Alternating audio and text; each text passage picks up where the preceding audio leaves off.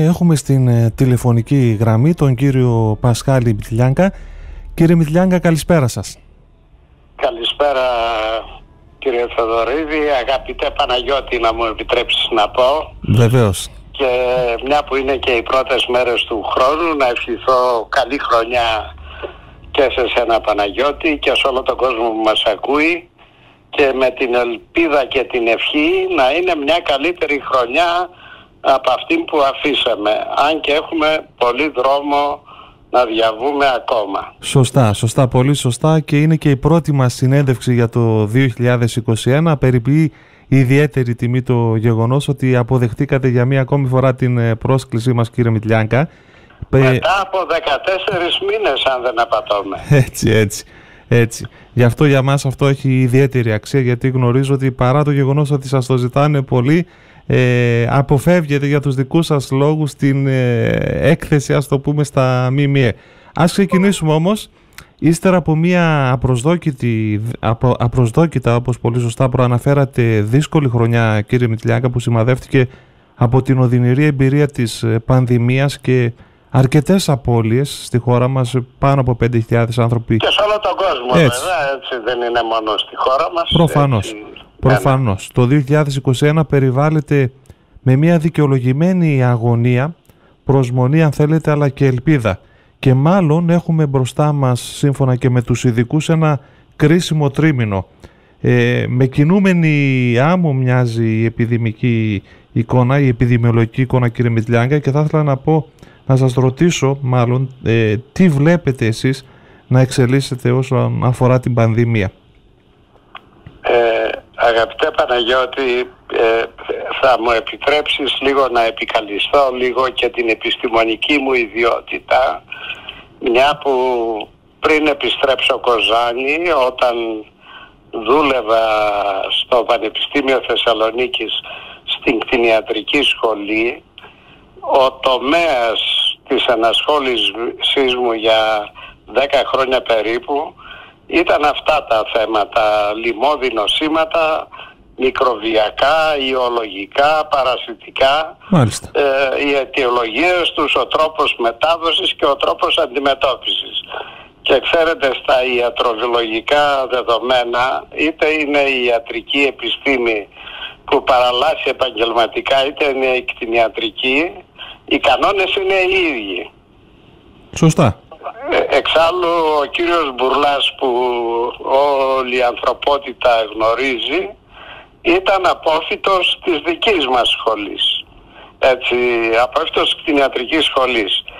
Θέλω να πω ότι ιδιαίτερα στις επιδημιολογικές καταστάσεις, όταν μάλιστα παίρνουν και πανδημική μορφή, όπως είναι αυτή η παγκόσμια εξάπλωση, ξέρετε, βεβαιότητες με απολυτότητα δεν υπάρχουν ποτέ. Και αν ακούσετε σοβαρούς επιστήμονες, ποτέ δεν μιλούν με βεβαιότητα.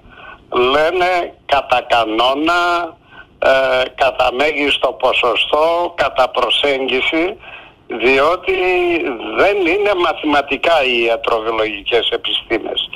Επομένως, κανείς δεν μπορεί να μιλήσει με σιγουριά για την εξέλιξη των πραγμάτων, που όλοι προβλέπουν. Άλλοι λένε το καλοκαίρι, που για όλους μας είναι το ευκταίο, κάπου εκεί να σταθεροποιηθεί η κατάσταση και να μπορέσουμε να αρχίσουμε να ζούμε μια κανονικότητα. Άλλοι μιλάνε μέχρι το τέλος της χρονιάς του 2021 και αρχές του 2022, και άλλοι επίσης επιστήμονες όντες σχετικοί με αυτά τα θέματα μιλάνε και για μεγάλο μέρος του 2022. Αυτά τα λέω με την έννοια ότι δεν θέλω ούτε να απογοητεύσω ούτε να αποθαρρύνω κανέναν.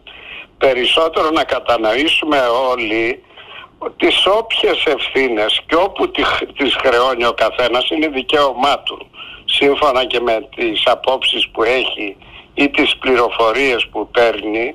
Το τι ευθύνες έχει η κεντρική πολιτεία ή η Ευρωπαϊκή Ένωση ή η παγκόσμια κοινότητα είναι και στο χέρι μας ως συμπεριφορές όχι να αποτρέψουμε, αλλά να περιορίσουμε αυτό το φαινόμενο. Σωστά. Και μιλάω με τα λόγου γνώσεως για αυτό που λέω. Δεν είναι καθόλου εύκολα τα θέματα. Ευτυχώς αναπτύχθηκε το εμβόλιο και μάλιστα πολύ νωρίτερα από ό,τι το περίμεναν και οι πιο αισιόδοξοι, γιατί εκμεταλλεύτηκαν μια νέα τεχνολογία παραγωγής των εμβολίων που είναι με μεγάλη ασφάλεια, γιατί γνωρίζουμε μέχρι πρότινος όλα τα εμβόλια για να παρασκευαστούν σε μια νέα νοσολογική οντότητα που εμφανίζεται μολυσματική, συνήθως η περίοδος μελετών, πειραμάτων, κλινικών εφαρμογών, πειραματικών εννοώ, πάντα διαρκούσε 2 με 3 χρόνια. Μάλιστα. Επομένως υπάρχει και ένα αισιόδοξο μήνυμα ότι κάποια πράγματα άρχισαν να γίνονται και να εκτελούνται πολύ νωρίτερα από ό,τι περίμεναν και οι ίδιοι οι επιστήμονες. Πάντως στην ανθρώπινη διάσταση, επιτρέψτε μου κύριε Μητλιάγκα να πω ότι ίσως είναι και μια αφορμή όλο αυτό που ζούμε, να αναθεωρήσουμε κάποια πράγματα, ίσως και να εκτιμήσουμε ίσως και όσα θεωρούσαμε δεδομένα. Ναι, βλέπετε ότι μπορεί να εμφανίζονται οι μεγάλοι εχθροί, τα αεροπλάνα, η πυρηνική ενέργεια, τα τάγκς, λέω συμβολικά έτσι κάποια πράγματα που φαίνονται και μας τρομάζουν. Όμως εδώ ένας αόρατος μικροοργανισμός που φαίνεται στο ηλεκτρονικό μικροσκόπιο με πολύ ειδική εξέταση από ειδικούς επιστήμονες, είναι το φόβητρο πλέον της ανθρωπότητας. Επομένως είναι μια ανατροπή σε έναν αόρατο εχθρό που μπορεί να τον έχουμε και στην πόρτα μας ή στη γειτονιά μας ή δίπλα μας και να μην είμαστε σε θέση να τον υποπτευστούμε και να μας επισκεφθεί. Το λέω αυτό με πάσα υπευθυνότητα, με την έννοια ότι μην νομίζουμε ότι είναι απλή κατάσταση και δεν θέλω παντός, γιατί εύκολα χρεώνονται κάποια πράγματα, να απαλλάξω κανέναν από τις αυτονόητες ευθύνες που έχει στο χειρισμό αυτής της πολύ υπεύθυνης και δραματικά άσχημης περίπτωσης για την υγεία των ανθρώπων και την απώλεια μάλιστα τόσων ανθρώπων, γιατί βλέπουμε την τελευταία περίοδο αυτές οι καταστάσεις οι δραματικές με την απώλεια ανθρωπίνων ζωών να επεκτείνονται σε νεότερες ηλικίες προπαντός. Χωρίς να σημαίνει ότι η απώλεια σε μεγαλύτερες ηλικίες δεν έχει την αξία της, έτσι. Σωστά. Προς Θεού. Έτσι. Ναι. Λοιπόν, να έρθουμε τώρα λίγο στα της πολιτικής επικαιρότητας.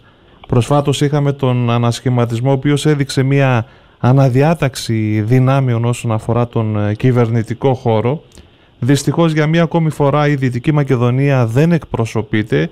Ακούγονται και διάφορα σενάρια εκλογών. Τώρα θα μου πείτε, κύριε Μητλιάγκα, η πολιτική στην Ελλάδα δυστυχώς εξαντλείται. Τα πιασάρικα που λέμε. Έτσι, εξαντλείται παραδοσιακά σε δύο μοτίβα, στον ανασχηματισμό και στις εκλογές. Μόλις έχουμε το πρώτο, ξεκινάει η συζήτηση για το δεύτερο και το αντίστροφο. Θα ήθελα ένα σχόλιο σας. Αέναος κύκλος, έτσι, των γαργαλιστικών πολιτικών συζητήσεων, θα το πω έτσι με παρομοίωση. Πολύ εύστοχα το παρομοιάσατε. Ένα σχόλιο σας, τι βλέπετε εσείς? Κοιτάξτε, εγώ νομίζω ότι τα προβλήματα δεν επιλύονται ποτέ επειδή κάποιο πολιτικό άτομο από την περιοχή θα τύχει στη ζωή του να είναι υπουργός, υφυπουργός, να έχει ένα κυβερνητικό αξίωμα. Εγώ αυτά τα θεωρώ εφήμερα.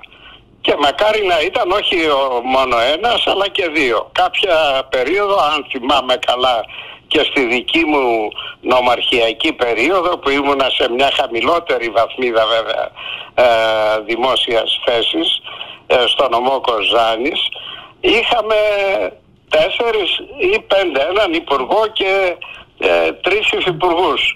Σωστά. Εντάξει, επομένως, το αν είναι κάτι να προωθηθεί, σίγουρα μπορεί να παίζει ένα μερικό ρόλο, αλλά δεν είναι αυτό το κυρίαρχο. Το κυρίαρχο είναι τι κάνουμε εμείς εδώ. Και όταν λέω τι κάνουμε εμείς εδώ, εννοώ τους θεσμικούς παράγοντες που εμπιστεύεται ο λαός της κάθε περιοχής. Από εκεί παίζεται το παιχνίδι και εκεί κρίνεται το παιχνίδι. Και τα ζούμε ακόμα και τώρα, την τελευταία εξέλιξη, αν θέλετε, για να μην πάμε στα παλιότερα. Έτσι. Σωστά. Από έναν πόρο που ήταν για τους αέριους ρήπους που ερχόταν 6% στην περιοχή, μια νυχτή με μια απόφαση του Υπουργού Ενέργειας πριν αποχωρήσει από το Υπουργείο την άλλη μέρα με τον ανασηματισμό, περιορίστηκε στο 1%. Σωστά. Έτσι, από 20, 22, 25 εκατομμύρια κατέβηκε στα 4-5 εκατομμύρια. Τώρα μου δίνεται...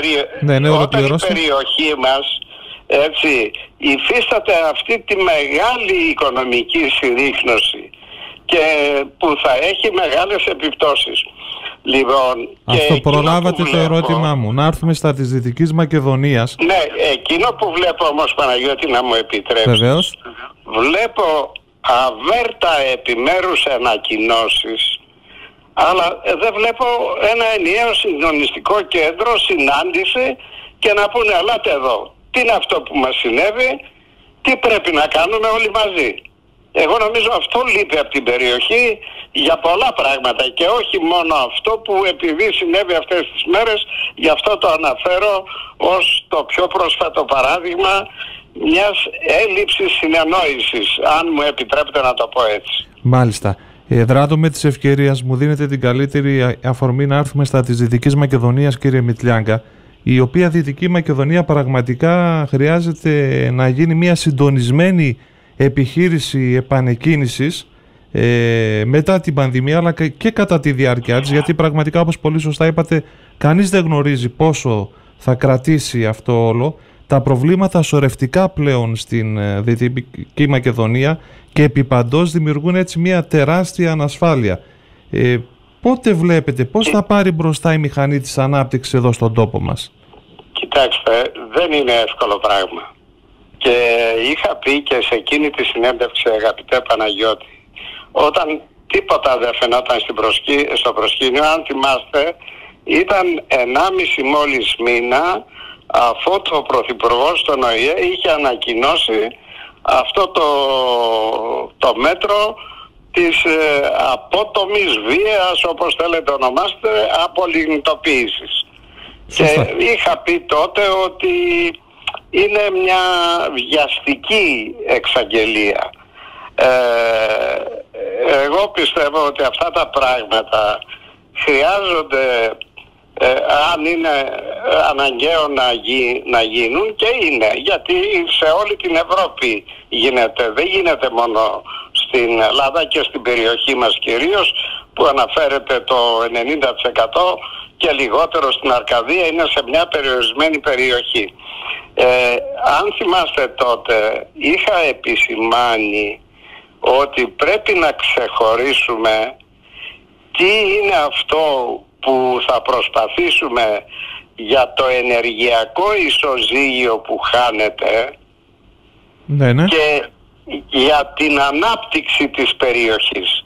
Διότι το ενεργειακό ισοζύγιο που χάνεται με το λιγνίτη, όσες και όλο εδώ να γίνει υποκατάσταση με τις νέες μορφές ενέργειας, που κυρίως είναι οι περιβαλλοντικές, κατά βάση θα ισχύσει το φυσικό αέριο, που και αυτό ρυπαίνει για πολλά χρόνια ακόμα, έτσι, να μην έχουμε αυταπάτες.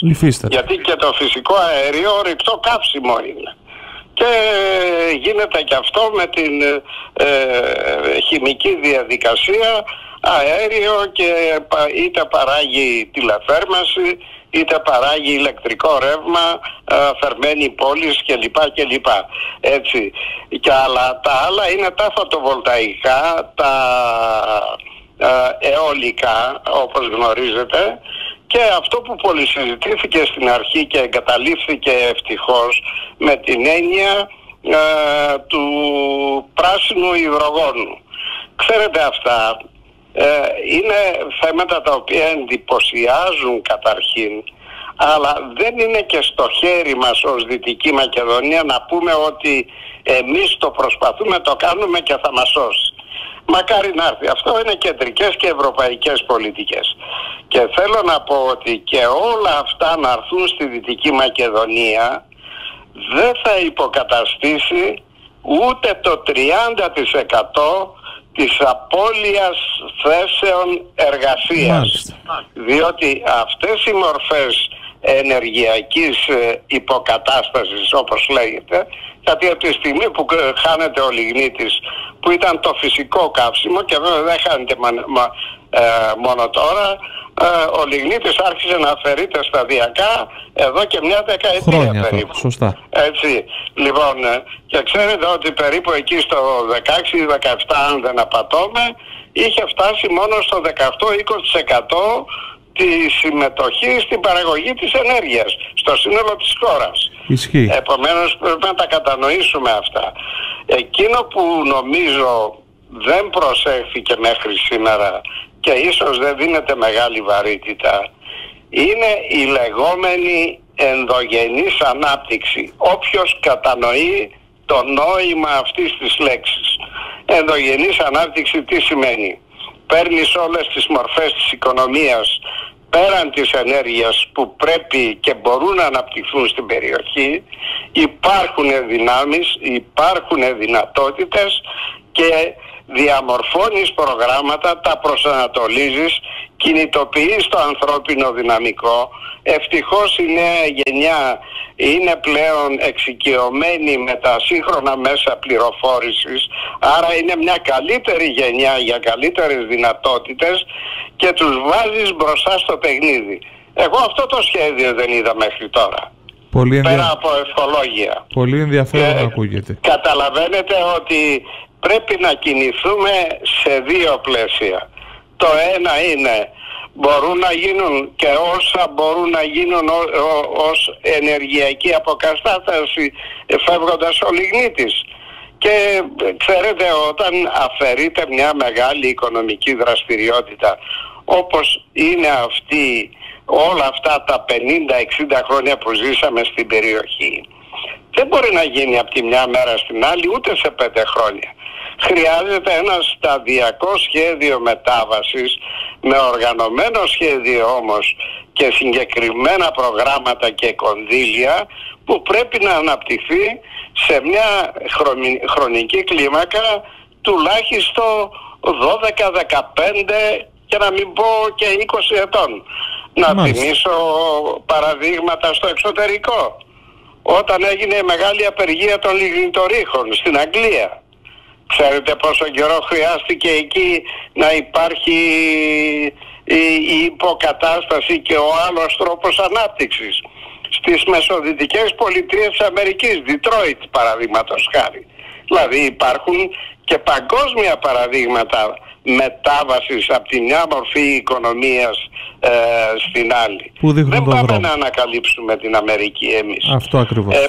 Επομένως, εκείνο που χρειάζεται είναι να υπάρχει συντονιστικό κέντρο ενιαίο στην περιοχή. Κανείς δεν είναι προϊστάμενος κανενός, ιδιαίτερα με τους νέους θεσμούς της αυτοδιοίκησης. Όμως υπάρχει συντονιστικό κέντρο που συντονίζει, κινητοποιεί, φέρνει στο προσκήνιο συζητήσεις οργανωμένες και όχι πολυμελείς επιτροπές που δεν βγάζουν ποτέ αποτέλεσμα, και φέρνει στο προσκήνιο επεξεργασμένες τεκμηριωμένες προτάσεις. Και καμιά κεντρική πολιτική εξουσία εάν εσύ είσαι οργανωμένος και τεκμηριωμένος, δεν μπορεί εύκολα να αρνηθεί. Σωστά. Έτσι, τουλάχιστον αυτή είναι η δική μου εμπειρία. Για να κλείσουμε... Δεν ήταν εύκολα ούτε με τους σεισμούς, ούτε όταν απολύθηκαν οι 2.000 περίπου από τη ΜΑΒΕ και την ΑΕΒΑΛ. Έτσι, αυτά δεν έγιναν τότε, ξέρετε, υπήρχαν το κλείσιμο 2 μεγάλων εργοστασίων και ενός μικρότερου που ήταν τα ελληνικά σιδηροκράματα, που είχαν όλο 60-80 εργαζόμενους αυτοί, έτσι, στη Σκούμσια και στη Ροδιανή. Λοιπόν, όμως περιλήφθηκαν και αυτοί τότε μέσα στη ρύθμιση, που έγινε αμέσως μετά το 1995, όταν ανέλαβε η νεομαρχιακή αυτοδιοίκηση, ενώ το 1992 όλοι αυτοί απολύθηκαν χωρίς καμία μέριμνα για το μέλλον τους, καμία διασφάλιση, για αποκατάσταση, έτσι. Σωστά. Λοιπόν, τότε όμως τα βάλαμε κάτω, δουλέψαμε σωστά, και δεν λέω μόνο εγώ, προς Θεού. Απλά εγώ είχα την πρωτοβουλία των κινήσεων και τον συντονισμό. Δεν γινόταν αλλιώς. Και κάναμε οργανωμένες συναντήσεις στην Αθήνα με ολόκληρο κυβερνητικό κλιμάκιο, με εντολή του ίδιου του Πρωθυπουργού, και τότε δημιουργήθηκε το πλαίσιο της αποκατάστασης των απολυμμένων, η κατοχύρωση του τοπικού πόρου πριν καν αναλάβουμε τα καθήκοντα. Ήταν Φεβρουάριος του 1995.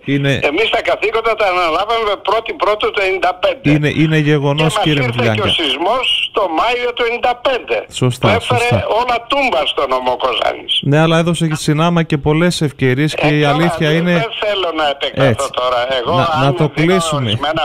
Θα μπορούμε να μιλάμε ώρες. Ώρες θα μπορούμε να μιλάμε. Ώρες θα μπορούσαμε πραγματικά, αλλά θέλω να πω, ο τρόπος δουλειάς έχει σημασία.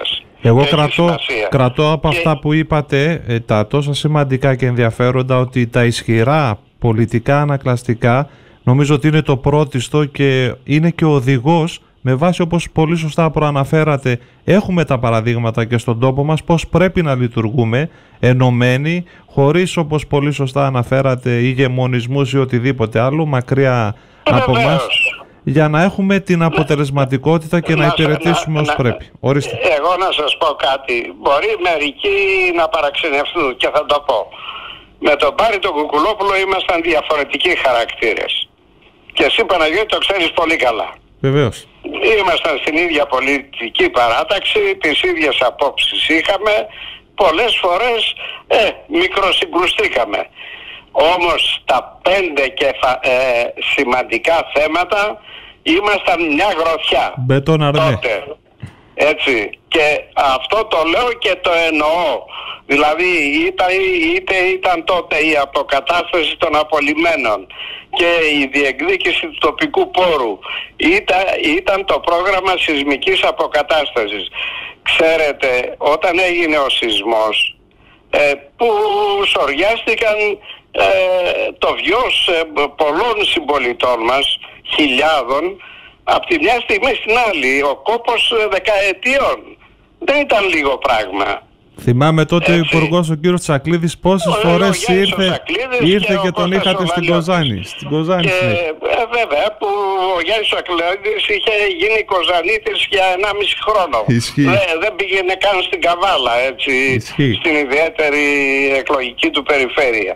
Λοιπόν, τότε θυμάμαι, για να πω κάτι που έχει τη σημασία του, θυμάμαι και η κυβέρνηση βιαζόταν να εξαγγείλει ένα πρόγραμμα, όχι τόσο της σεισμικής αποκατάστασης που είχε τη σημασία του βέβαια και που ήταν πολύ σημαντικό, αλλά για την ανασυγκρότηση του νομού.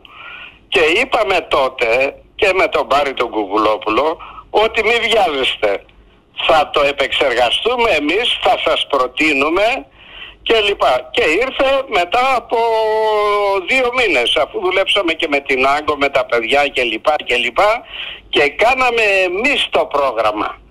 Και προέκυψαν τότε μαζί με το νομό Γρεβενών 130 δισεκατομμύρια δραχμές για τα δεδομένα εκείνης της εποχής. Ο τρόπος δουλειάς τα κατοχύρωσε. Έτσι. Όχι γιατί κάποιοι τους ήρθε η επιφύτηση και τα ζητήσανε. Υπήρχε όμως καλή συνεργασία και ανταπόκριση με το κέντρο. Αλλά και πολιτικό αισθητήριο ισχυρό. Οι προτάσεις που επεξεργαστήκαμε είχαν βάση λογικής και ακουμπούσαν πάνω στις ανάγκες. Αυτά τα λέω περισσότερο όχι για να ευλογήσω. Γιατί στο κάτω-κάτω εμείς πλέον είμαστε παρελθόν, ούτε έχω καμία διάθεση να εκμεταλλευτώ τίποτα. Είμαι πλέον στα 75 χρόνια. Έτσι, είναι η πολιτική ιστορία που είναι χρήσιμη για το μέλλον. Όμως περισσότερο τοποθετούμε στον τρόπο αντίληψης των προβλημάτων, στον τρόπο συνεργασιών και στον τρόπο δράσης. Έτσι, και να κλείσουμε. Αν θέλετε, λέω 3 κουβέντες απλές. Εκεί εδράζεται το πώς κατοχυρώνεται κάτι σε κάθε περιοχή. Μάλιστα. Και να κλείσουμε, κύριε Μητλιάγκα, δεν μπορώ δεν σας ρωτήσω, γιατί πολλή κουβέντα γίνεται για την περιβόητη ανασυγκρότηση της κεντροαριστεράς με στόχο να αναλάβει ξανά την διακυβέρνηση της χώρας, και βεβαίως η άποψη σας έχει ιδιαίτερο ενδιαφέρον, αν θεωρείτε ότι υπάρχει έδαφος για κάτι τέτοιο. Κοιτάξτε, έδαφος πάντα υπάρχει. Χρειάζονται μυαλά και θέλει πολύ δρόμο ακόμα. Μάλιστα. Θέλει τολμηρές πρωτοβουλίες. Και όταν κάποια άτομα καταλαβαίνουν ότι δεν μπορούν να συνεισφέρουν σε αυτό, καλό είναι να κάνουν και στην άκρη. Εγώ δεν θέλω να πω τίποτα άλλο. Μάλιστα, σας ευχαριστώ θερμά, να σας ευχηθώ τα καλύτερα. Καλή χρονιά και προπαντός να βγούμε γρήγορα από αυτή τη μεγάλη περιπέτεια, γιατί όντως είναι μεγάλη περιπέτεια. Να είστε και καλά. αν αυτό που λένε και ορισμένοι ειδικοί λοιμοξιολόγοι, επιδημιολόγοι, μπορεί να γίνει μέσα στο καλοκαίρι ή στο τέλος του καλοκαιριού, θα είναι ευκταίο, αλλά με τη συνδρομή όλων μας όμως. Σωστά. Έτσι, χωρίς τη συνδρομή τη δική μας, κανένα μέτρο, όσο καλό κι αν είναι, δεν μπορεί να φέρει αποτέλεσμα. Κύριε Μητλιάγκα, σας ευχαριστώ θερμά, καλή συνέχεια και να χαίρεστε άκρας υγείας. Και καλή χρονιά σε όλο τον κόσμο. Να είστε καλά, γεια σας.